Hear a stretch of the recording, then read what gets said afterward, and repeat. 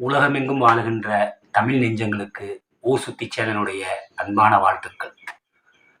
நம்ம இப்போ இந்த வீடியோவில் தொடர்ச்சியாக யூதர்கள் என்றால் யார், யூதர்களுடைய தோற்றுவாய் என்ன, யூதர்களுடைய மத வழக்கங்கள் என்ன, யூதர்களுடைய இறைவனுக்கு மாறு செய்து எவ்வாறு சபிக்கப்பட்டார்கள், இப்படி முழுமையான இன்றைய யூதர்களுடைய வரலாறு வரைக்கும் நம்ம ஒரு தொடராக பார்த்துக்கிட்டு இருக்கோம்.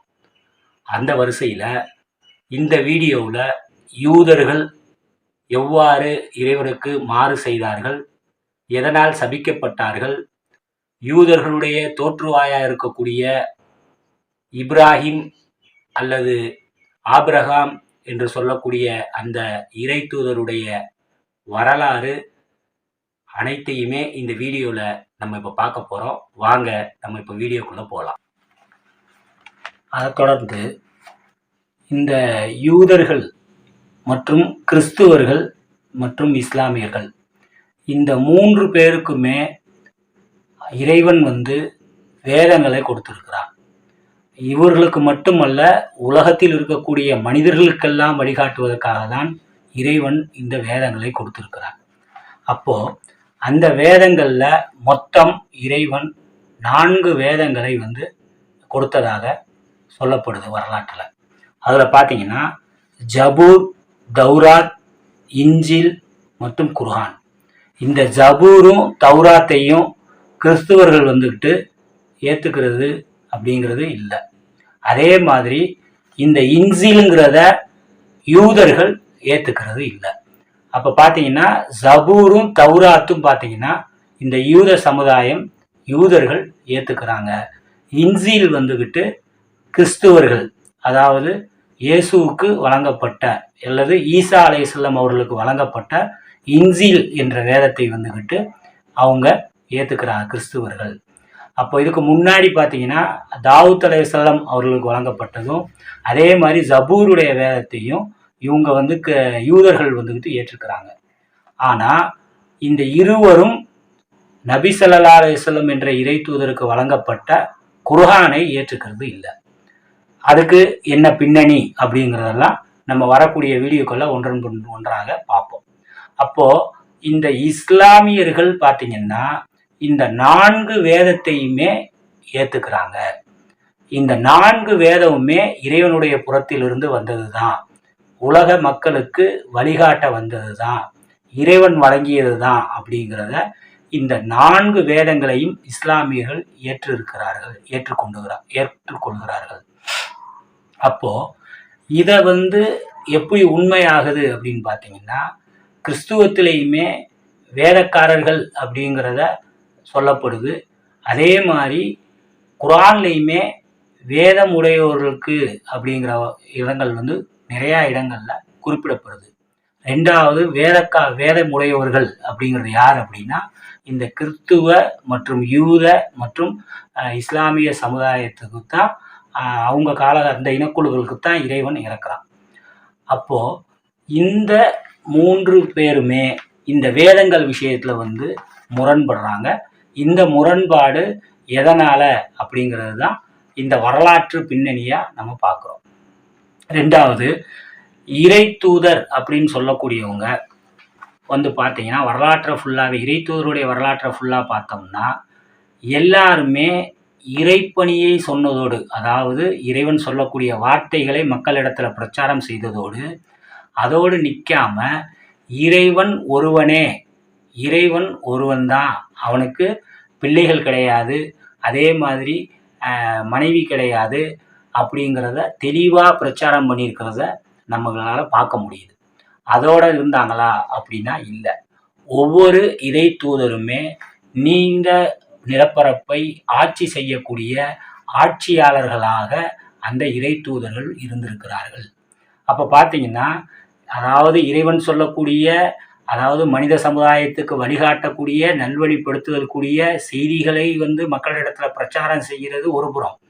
அதே நேரத்தில் அந்த மக்களை வாழ வைப்பதற்காக நிலப்பரப்பை ஆட்சி செய்யக்கூடிய ஆட்சியாளர்களாகவும் நிலப்பரப்பிற்கு உண்டான அந்த ஒரு ராஜா ஆண்டுகிட்டு இருப்பாங்க. அந்த ராஜா கிட்ட போயிட்டு போர் செய்கிறது, அந்த நிலங்களை வந்துக்கிட்டு கைப்பற்றுவதற்கு உண்டான எல்லா விஷயங்களையும் அதாவது இந்த இறை தூதர்கள் செய்திருக்கிறாங்க. இது எதனால செஞ்சாங்கன்னா 2 அடிப்படையில் வரலாற்று பின்னணியை பார்க்க முடியும். ஒன்று, இறை செய்தியை கொண்டு போய் அந்த மன்னர் இடத்துல சொல்றது.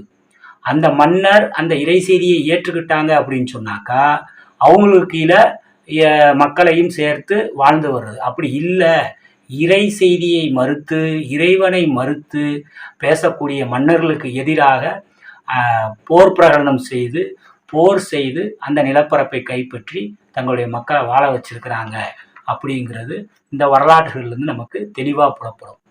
இப்ராஹிம் என்று சொல்லக்கூடிய ஆபிரகாம் அல்லது ஏப்ரோன் ஆகிய இந்த இறை தூதரும் என்ன பண்ணியிருக்கிறாங்க, நாட்டுகளுக்கு போயிருக்கிறாங்க. அந்த நாடுகளுக்கு இந்த மக்களை அதாவது பலஸ்தீன் அதாவது ஜெருசலம் என்று சொல்லக்கூடிய அந்த நகரத்துக்கு போகும்போது அங்கே இந்த ஊருக்குள்ளே நீங்கள் நுழைங்க அப்படின்னு சொல்லக்கூடிய நேரத்தில் இந்த மக்கள் வந்துக்கிட்டு அந்த இடத்துலையும் என்ன பண்ணுறாங்க, இறைவாக்கை மீறுறாங்க. எப்படி, நீங்களும் உங்களுடைய இறைவனும் போய் அந்த மன்னனுக்கு எதிராக போர் செய்யுங்க, நாங்கள் செய்ய முடியாது அப்படிங்கிற ஒரு விஷயத்தில் அந்த இடத்துலையும் மீறுறாங்க. அப்போ இந்த மாதிரி இந்த யூத சமுதாயம் இறைவனுடைய வாக்கை மறுதளிச்சுக்கிட்டே வந்திருக்கிறத நிறையா இடங்கள்ல நம்ம பார்க்க முடியும். ஏற்கனவே உணவு கொடுத்தான்னு சொன்ன இல்லையா இறைவன், அந்த உணவு எங்களுக்கு வேணாம், அதற்கு பதிலாக எங்களுக்கு கீரை, அதுவும் இல்லாமல் இந்த பூமியிலிருந்து விளைவிக்கக்கூடிய பொருட்களை எங்களுக்கு தந்தா நல்லா இருக்கும் அப்படின்னு சொல்லிட்டு அந்த உணவு விஷயத்திலையும் இவங்க என்ன பண்ணாங்க, மறுதளிச்ச ஒரு விஷயத்தை வரலாற்றில் நம்மளால் பார்க்க முடியும். இப்படி இறைவன் நேசிக்கக்கூடிய ஒரு கூட்டம் இறைவனிடத்துல இருந்து தூரமாக கொஞ்சம் கொஞ்சமாக விலகி போகிறது நம்ம இந்த வரலாற்றுகளில் நம்மளால் பார்க்க முடியும். ஏற்கனவே நான் சொல்லியிருப்பேன், இஸ்மாயில் அலைஹிஸ்ஸலாம் அதாவது இஸ்மவேல் அவர்கிட்ட இருந்து தான் இந்த அரேபிய வரலாறு ஆரம்பமாகுதுன்னு. ஆனால் வரலாற்றில் நீங்கள் நுட்பமாக போய் பார்த்தீங்கன்னா இந்த ஆபிரகாம் என்று சொல்லக்கூடிய இப்ராஹிம் அலைஹிஸ்ஸலாம் அவர்களும் முஸ்லீமாக இருந்ததாகத்தான் குறிப்பிடுறார். முஸ்லீம் அப்படிங்கிறதுடைய அர்த்தம் என்ன அப்படின்னா, முஸ்லீம் என்பது அடிபணிதல். அந்த அடிபணிதல் என்பது இறைவனுக்கு கட்டுப்படுதல். அந்த இறைவனுக்கு கட்டுப்படுதலை தான் ஆபிரகாம் என்று சொல்லக்கூடிய இப்ராஹிம் அலைஹிஸ்ஸலாமும் செய்திருக்கிறார்கள்.